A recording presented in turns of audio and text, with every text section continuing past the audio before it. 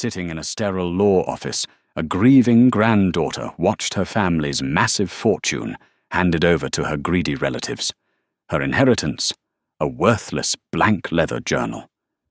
But what felt like a cruel final insult became a multi-million-dollar treasure map the second she turned on a simple ultraviolet light.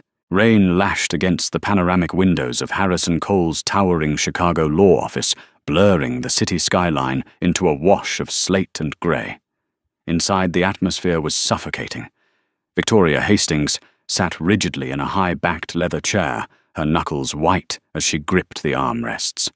Across the polished mahogany conference table sat her aunt Amelia and her cousin Dominic.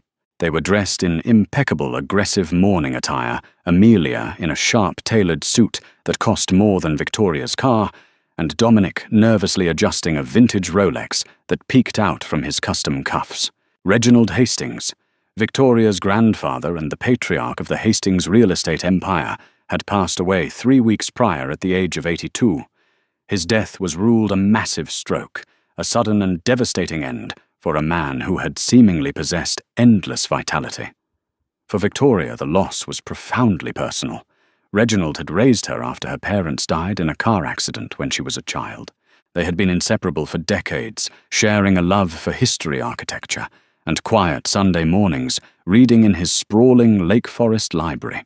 However, over the last 18 months of his life, a thick wall had been erected between them. Amelia had moved into the estate under the guise of caring for his failing health. Almost overnight, Reginald's longtime staff was dismissed. Victoria's phone calls went unanswered, and her visits were consistently intercepted by private security at the front gate. Amelia claimed Reginald was suffering from severe dementia, and that seeing Victoria agitated him. Victoria had fought back, hiring her own lawyers to challenge Amelia's power of attorney, but the legal wheels turned too slowly. Reginald died before Victoria could see him one last time. Harrison Cole cleared his throat, snapping Victoria back to the cold reality of the room. The lawyer adjusted his wire-rimmed glasses and broke the wax seal on the thick manila envelope. "Let us proceed," Harrison announced, his voice carrying the dry, practiced cadence of a man who dealt in death and money every single day. "This is the final will and testament of Reginald Thomas Hastings, amended and notarized exactly 6 months ago." Victoria felt a cold knot tighten in her stomach. 6 months ago, right in the middle of Amelia's isolation campaign, Harrison began to read through the extensive list of assets. The numbers were staggering. Commercial skyscrapers in downtown Chicago, luxury apartment complexes in Manhattan, vast tracts of undeveloped land in Texas, and liquid assets numbering in the hundreds of millions. "To my daughter Amelia Hastings, I leave the controlling 80% share of Hastings Real Estate Holdings, as well as the Lake Forest estate in its entirety." Harrison read his tone unwavering. Amelia didn't even try to hide her satisfied smirk. She dabbed at dry eyes with a monogrammed handkerchief. "To my grandson Dominic Gore, I leave the remaining 20% share of the company, the family trust located in the Cayman Islands, and the properties situated in Aspen and Miami." Dominic leaned back in his chair, exhaling a long theatrical breath of relief. Victoria waited. Her heart hammered against her ribs. She didn't care about the skyscrapers or the offshore trusts. She only hoped her grandfather had left her the small, rustic cabin in Wisconsin, where they used to spend their summers fishing, or perhaps a modest sum to help fund her struggling antique restoration business. She just wanted something to prove that the man who raised her hadn't completely forgotten her in his supposed mental decline. Harrison turned the page, his brow furrowing slightly, before his features smoothed back into professional neutrality. "And finally," Harrison continued, "to my granddaughter Victoria Hastings, I leave my brown, leather-bound journal housed in the center drawer of my study desk. I leave this to her as a reminder that a life unwritten is a life unlived." Silence descended upon the room. The rain pelting the glass suddenly sounded deafening. Harrison reached into his leather briefcase and pulled out a worn, scuffed brown leather diary. He slid it across the polished table. It stopped inches from Victoria's trembling hands. "That's it," Victoria whispered, her voice cracking. "A journal." "I'm afraid so." "Victoria," Harrison said softly, offering a brief, pitying glance. "The remainder of the estate has been fully allocated." Victoria slowly reached out and opened the thick cover. She flipped through the heavy textured parchment pages. Nothing. She turned more pages. Still nothing.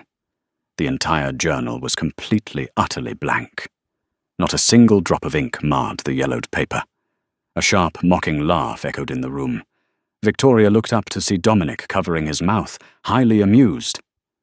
"Well, Victoria," Amelia said, her voice dripping with venomous sympathy, "it seems Father finally saw you for what you really are, a disappointment who refused to join the family business. I suppose you can use that empty book to sketch your little antique pots. Now, if you'll excuse us, Dominic and I have an empire to run." Humiliated, utterly broken, and fighting back a rising tide of tears, Victoria grabbed the blank diary, shoved her chair back, and walked out of the law office without another word. She had lost her grandfather all over again. Victoria's apartment in the Wicker Park neighborhood was a far cry from the opulent mansions her family inhabited. It was a cramped, messy studio, filled with the smells of turpentine, linseed oil, and old dust. As an independent art conservator, her life was dedicated to preserving the past, meticulously cleaning centuries-old oil paintings and repairing water-damaged historical documents. For 3 days after the reading of the will, the leather journal sat untouched on her kitchen counter. Every time she looked at it, a fresh wave of grief and anger washed over her. Why would Reginald do this, even if his mind was failing? A blank book was profoundly cruel. It was a taunt. It didn't align with the loving, fiercely protective man she had known for 25 years. On the 4th morning, fueled by a potent mix of espresso and sheer frustration, Victoria picked up the diary. She weighed it in her hands. The leather was genuine, likely 18th century calfskin, and the paper was heavy, acid-free rag cotton. It was a beautiful object, but inherently useless. Determined to find some hidden meaning, she packed it into her canvas tote bag and took the train to the conservation lab she shared with another restorer. Her colleague Simon Davies, a meticulous British expat with a penchant for solving mechanical puzzles, noticed her dark mood the moment she walked through the door. "Rough morning?" Simon asked, adjusting the magnification visor strapped to his head as he worked on a torn Victorian-era map. "Rough week," Victoria muttered, dropping her bag onto her workstation. She pulled out the diary and tossed it onto the table. "My entire inheritance. A blank book." Simon paused, lifting his visor. He walked over and picked up the journal, inspecting the binding with an expert's eye. "Lovely craftsmanship. Hand-stitched spine. Italian, I'd wager. Late 19th century. Are you sure it's completely blank? I flipped through every single page." Victoria sighed, rubbing her temples. "There's nothing." "Sometimes," Simon murmured, running his thumb over the spine, "people hide things in the binding. Money wills photographs. Let's do a full diagnostic before you throw it into the fireplace." Victoria nodded, numbly. She watched as Simon placed the open diary flat on the steel examination table in the center of the room. "Let's check the paper composition first," Simon suggested. He reached up and pulled down the heavy articulated arm of the lab's Woods lamp. The specialized ultraviolet light was typically used in the art world to detect modern synthetic varnishes, overpainting, or hidden repairs on antique canvases that were invisible to the naked eye. Simon hit the switch. The overhead fluorescent lights flickered and died, plunging the lab into darkness. A second later, the Woods lamp hummed to life, bathing the examination table in an intense, eerie violet glow. Victoria gasped. She stumbled backward, knocking over a jar of brushes. Under the harsh UV radiation, The blank, yellowed parchment of the diary was suddenly ablaze. Bright, luminescent blue handwriting covered every single inch of the open pages. The ink glowed fiercely against the dark background, completely invisible in normal light, but radiating like a neon sign under the ultraviolet frequencies. "My God," Simon whispered, leaning in closer. "It's a specialized security compound, usually only seen in high-end corporate espionage or government documents.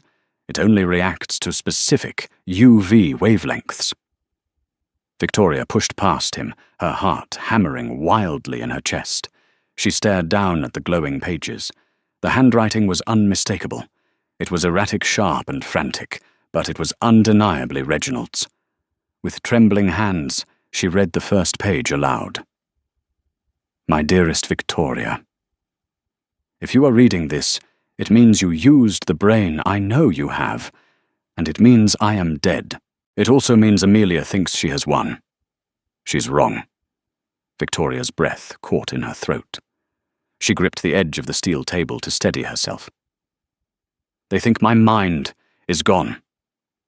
The glowing script continued.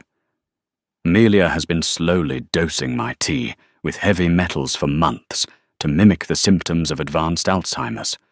She isolated me, brought in her own lawyers, and forced me to sign over the company.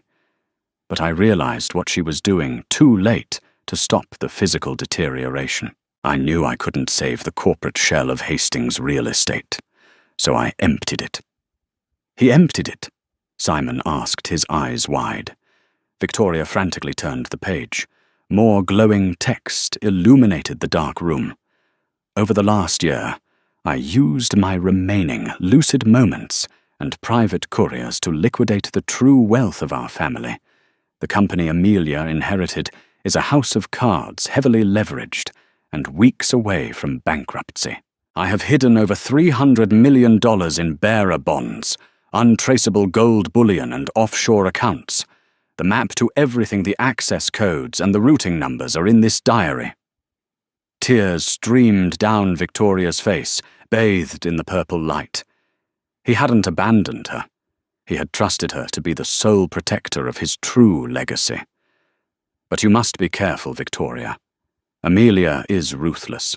If she discovers the accounts are empty before you secure the assets, she will hunt you down. The first cash contains enough capital to hire the security and legal team you will need to fight her. But you cannot simply walk in. The first location requires a physical key."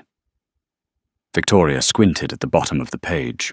"Look to the spine, my brave girl. Tear it open." Simon didn't hesitate. He grabbed a delicate surgical scalpel from the tray beside them. He handed it to Victoria. "It's your inheritance." Victoria positioned the scalpel at the top of the antique leather binding. With one swift, decisive motion, she sliced down the hand-stitched seam. The thick leather parted.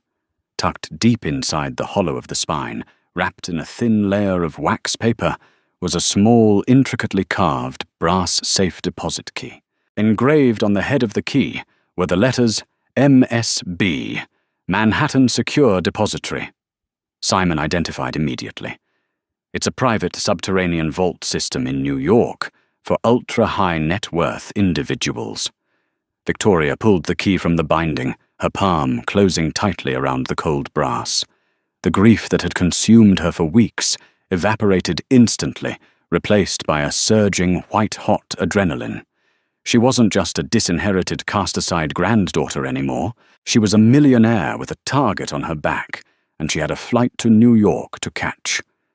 Neon lights from the wet Manhattan asphalt reflected in the smeared window of Victoria's cab as it crawled through the dense financial district traffic. It had been less than 12 hours since Simon had exposed the hidden message in her grandfather's diary. She had packed a single duffel bag, secured the brass key around her neck on a silver chain, and boarded the first red-eye flight out of O'Hare. Manhattan Secure Depository did not have a flashy storefront. It was nestled beneath a brutalist windowless telecom building on Thomas Street, marked only by a discreet, polished bronze plaque. Victoria paid the driver, pulled her trench coat tight against the bitter wind, and approached the heavy steel doors. Inside the lobby felt more like a high-end art gallery than a bank. Minimalist white marble floors stretched toward a single curved reception desk. A man in an immaculate charcoal suit looked up as she approached. "Good morning, madam. How may I assist you?" he asked, his voice a smooth, practiced murmur. "I need to access a private deposit box," Victoria said, striving to keep her voice steady. She reached into her coat, unclasped the silver chain, and placed the intricate brass key onto the counter. "Box number is engraved." The receptionist's eyes flicked to the letters MSB and the unique serial number stamped below it. His demeanor shifted instantly from polite customer service to deferential urgency. "Right this way, Miss Hastings. Mr. Caldwell, our vault manager, will escort you personally." He knew her name without checking an ID. Reginald had prepared everything meticulously.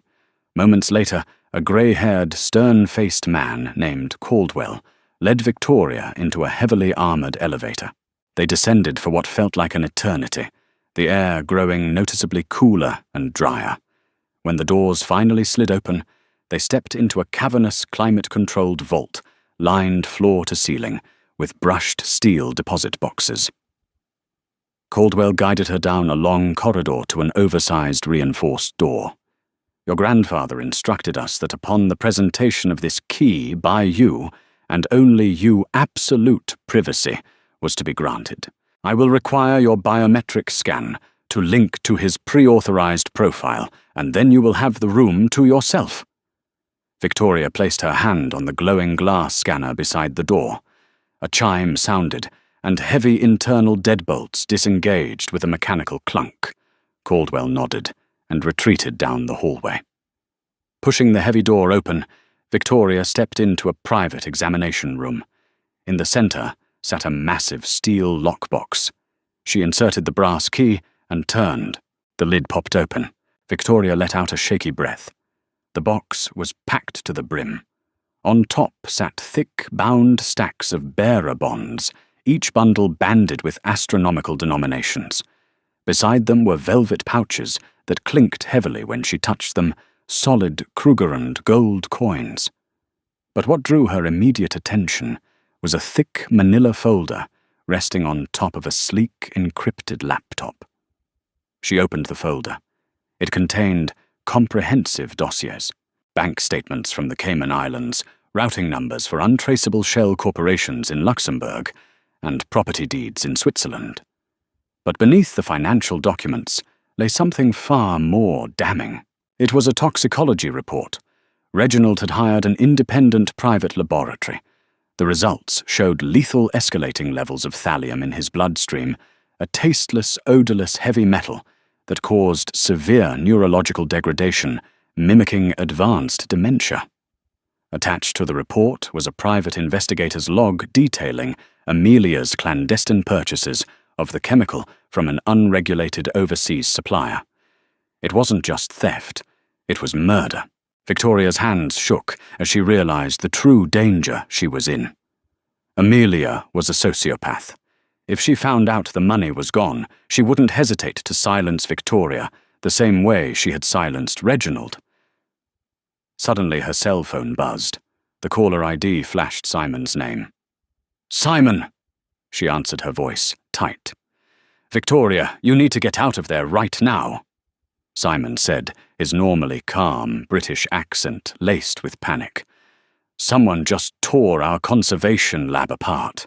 They smashed the equipment, went through your files, and they took the Woods lamp.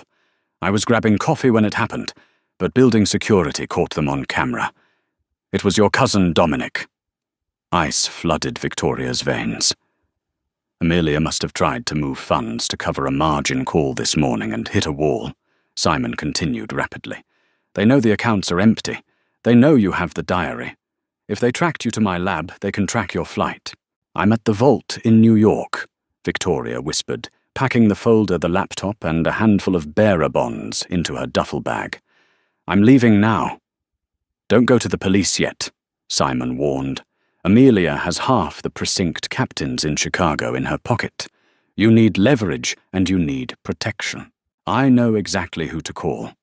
Victoria said, her eyes landing on a business card tucked at the bottom of the lockbox. It bore a single name, John Sullivan, and an encrypted satellite phone number. Reginald had written a note on the back for when the wolves come to the door. Sullivan was a former private military contractor and Reginald's most trusted fixer. Victoria shoved the card into her pocket, zipped her bag, and stepped out of the examination room. As she walked briskly down the main vault corridor, the elevator doors at the far end chimed and began to open. Victoria froze. Through the widening gap, she saw the polished leather shoes of two men. One of them was adjusting a vintage Rolex. Dominic. Victoria didn't wait. She spun around and bolted down a secondary aisle of deposit boxes, her sneakers squeaking softly on the marble. "Hey!" Dominic's voice echoed sharply through the vault. "Stop her!" Victoria scrambled toward a heavy fire exit door at the rear of the subterranean complex, a feature Reginald's meticulous notes in the diary had highlighted in glowing ink. She slammed her shoulder against the push bar, tumbling into a narrow, dimly lit concrete stairwell, just as a bullet shattered the marble wall where she had been standing seconds before. They were actually shooting at her. Adrenaline obliterating her fear, Victoria sprinted up the stairs, taking them two at a time. She burst out into a busy service alley behind the telecom building, gasping for air. Rain was pouring down now in sheets. She blended instantly into a crowd of delivery workers and pedestrians, pulling her collar up and dialing the satellite number on the business card. The wolves were at the door, but Victoria was no longer the helpless prey. 2 weeks later, the atmosphere inside the executive boardroom of Hastings Real Estate Holdings in Chicago was poisonous. The mahogany table, once the site of Reginald's visionary planning, was now a sinking ship's command deck. Amelia paced furiously before the panoramic windows.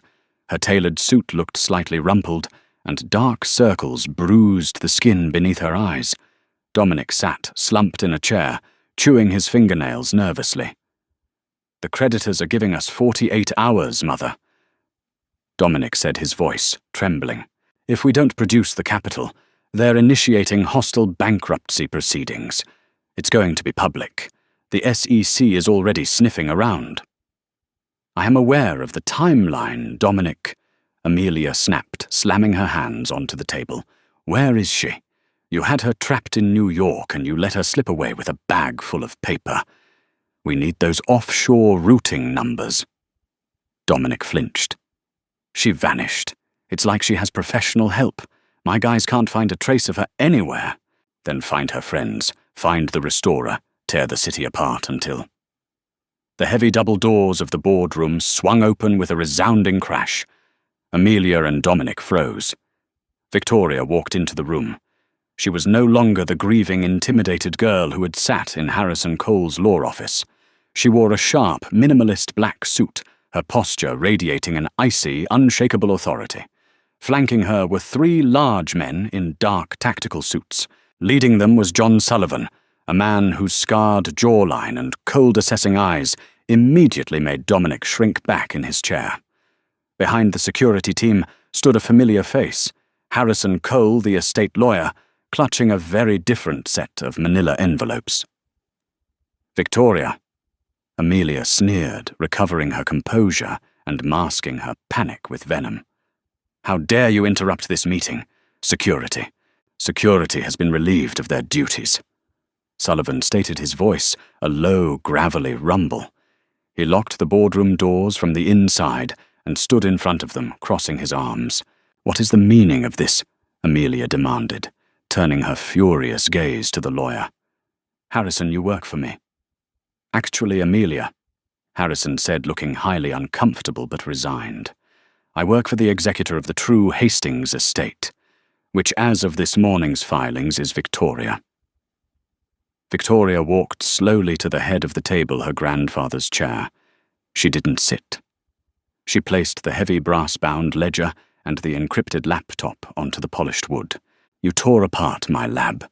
You sent armed men after me in a bank vault. Victoria said, her voice eerily calm, carrying the precise measured cadence her grandfather used when closing a hostile takeover. "You thought because I spent my life fixing broken things I wouldn't know how to break you." "You have nothing," Amelia spat, though her hands were shaking. "I have power of attorney. I have the legal majority share.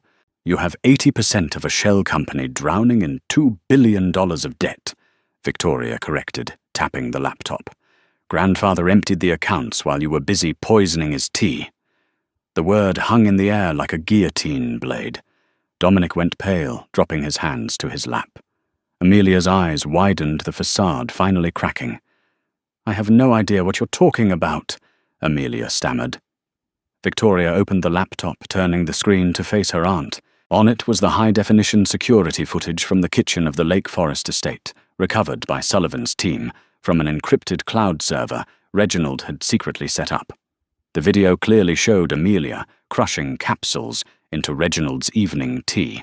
Next to the laptop, Victoria tossed down the thick medical dossier containing the heavy metal toxicology reports. "Thallium poisoning, Amelia. It's a cruel, agonizing way to kill someone," Victoria said, her voice dropping to a harsh whisper. "You stole his mind, you stole his dignity, and you tried to steal his legacy. But he outsmarted you.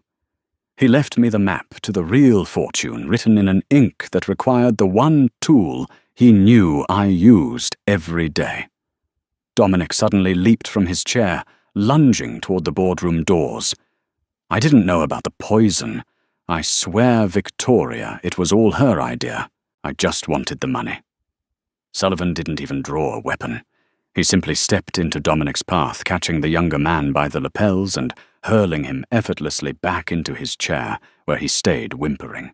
"The authorities are waiting in the lobby," Victoria announced, looking directly into Amelia's horrified, defeated eyes.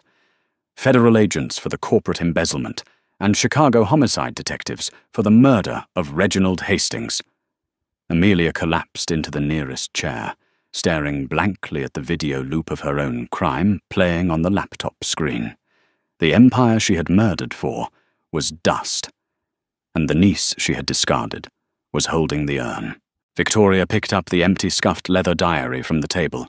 It was just a book now, its secret purpose fulfilled. She turned her back on her ruined relatives and walked toward the door. Sullivan stepped aside, unlocking the heavy wooden panels and pushing them open to reveal the flashing blue and red lights of police cruisers illuminating the glass lobby below. "Ms. Hastings," Harrison Cole called out weakly as she crossed the threshold. What do you want me to do with the company filings?"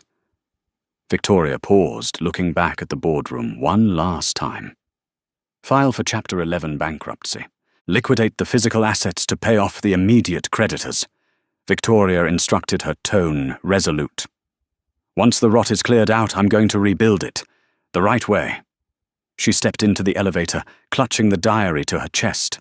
Her grandfather was gone, but for the first time since his death, Victoria didn't feel alone. She had a legacy to protect, and a completely blank slate to write her own future. Did Victoria's brilliant revenge have you on the edge of your seat? The twists in this hidden treasure drama prove that underestimating the quiet ones is always a fatal mistake if you loved this story of justice, inheritance, and satisfying karma. Hit that like button right now. Don't forget to share this thrilling tale with your friends, and subscribe to our channel for more intense, high-stakes audio dramas every single week. What would you do with a blank diary? Comment below.